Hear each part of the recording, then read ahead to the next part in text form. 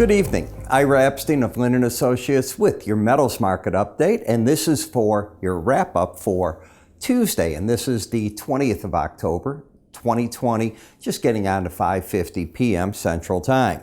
Now for my Australian viewers, and we have quite a bit of them, I'm going to be on Sky Business at 4:30 p.m. Central Time. That's in America, but that is my time. I'll be doing the interview there, so you can tune in, and that'll be on the 22nd, and it looks like this will become more or less a regular thing again. I had been a regular there, then they changed the format, and now they've given me a call back.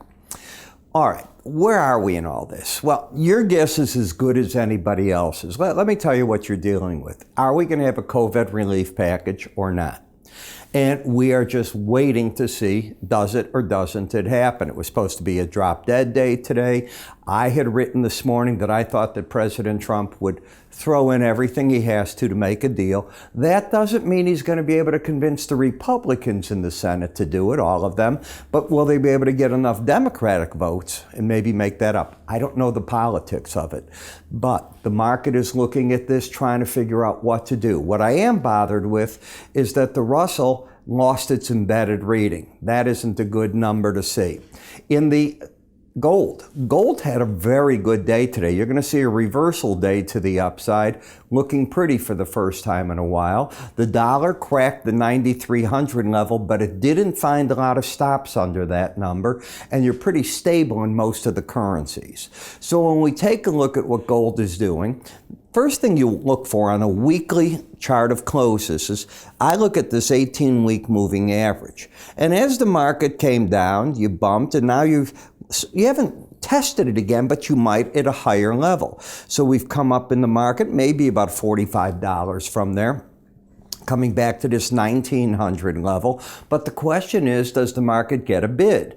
It seems, and the word seems, that if there is a COVID relief bill, the market takes that as inflationary. It favors the gold market and other metals, means a lot of money is going to be thrown at the economy right away, sooner rather than later. We'll see if that is in fact the case. Don't get it, and it probably is a bit bearish on the market. Got to wait and see it. I hate this waiting period, and what I hate is trying to play politics. You don't do well in the commodity markets doing that. You can see the chop action that you have on a daily bar chart, and the pattern is pretty ugly. You had an outside day up, and this was on Monday. Today, you took that day out. When that occurs, it normally means price is going to head towards the closest moving average under the market and or the Bollinger Band, the closest of. Got that? If you take that day's high out, and I'm going back to this day, Monday's high, then even though you took out the low, it negates itself. Got it? Well, you haven't done that at all. You're just sort of hanging here. Where are the moving averages? Well, when you took this out, the 100-day average would become the momentum number, 1890.10. That's not very far away from here, but I have to point that out. And Bollinger Bands are coming up to rescue that number. They're 1883.5. They'll be on that in the next 24 hours from the looks of it. So the market's narrowing in, a chop affair, not a trend affair. Hard to trade when you got markets like that. When you look at the slow stochastic, it's giving us no edge at all. It's just drifting sideways. So I look at this market as very difficult to call. Almost, in my opinion, too hard to bother with until we know more. When I look at the gold-silver ratio, it favors base metals. You had gotten under the 18-day average, climbed back up, and now you've broken back down under it.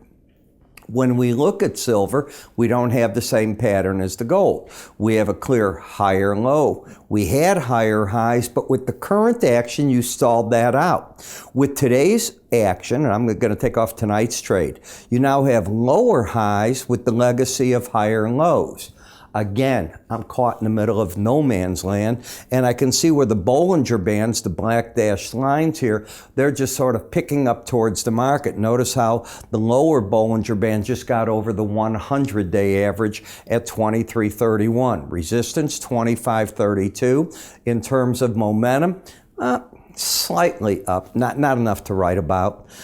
More flat than anything, trend up. You'd have to take out this low back here to break the pattern, and the first support's back at 24.34. In the copper market, what did you hit today? The upper Bollinger Band. I think the professional money's taking money off the table right there. It's the thing I teach. When the market gets there, I realize everything looks the rosiest you can imagine.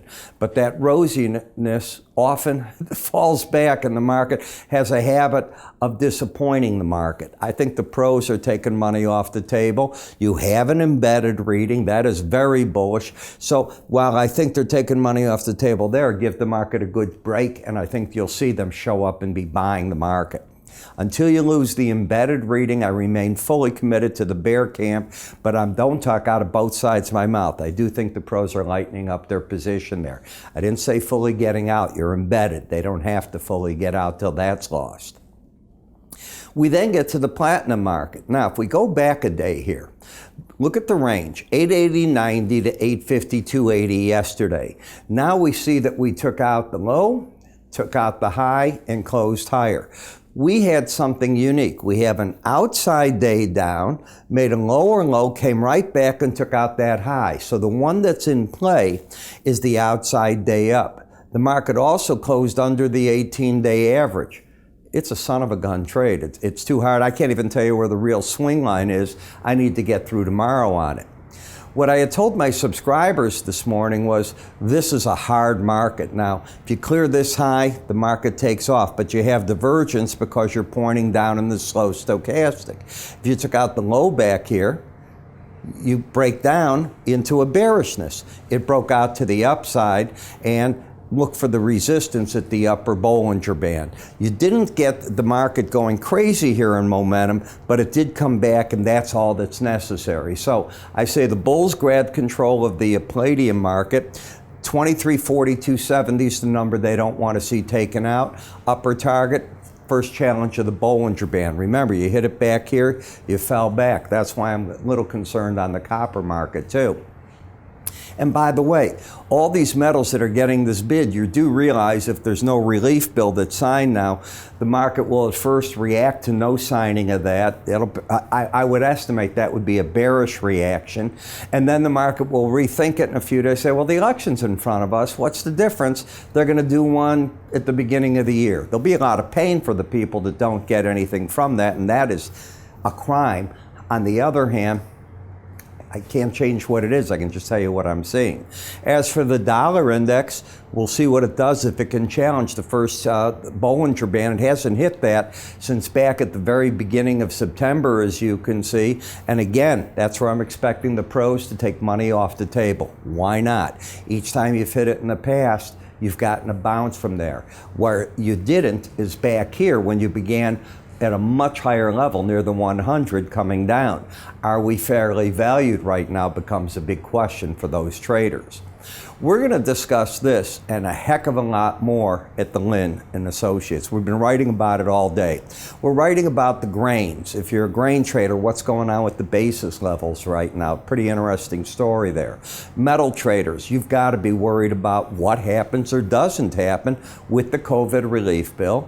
And remember, we get the presidential debate coming up Thursday. We're going to be writing about all this, and it does affect all of these markets, including your SPDR ETF trades, many of them based on the futures markets. So how do you get what we do so you can view it for yourself? Go to our website, www.iraepstein.com. You'll see free offers on the bottom right. You can call my staff at any time. The phones do ring, and we do pick them up. I'm Ira. You have a good day. I'll talk to you tomorrow.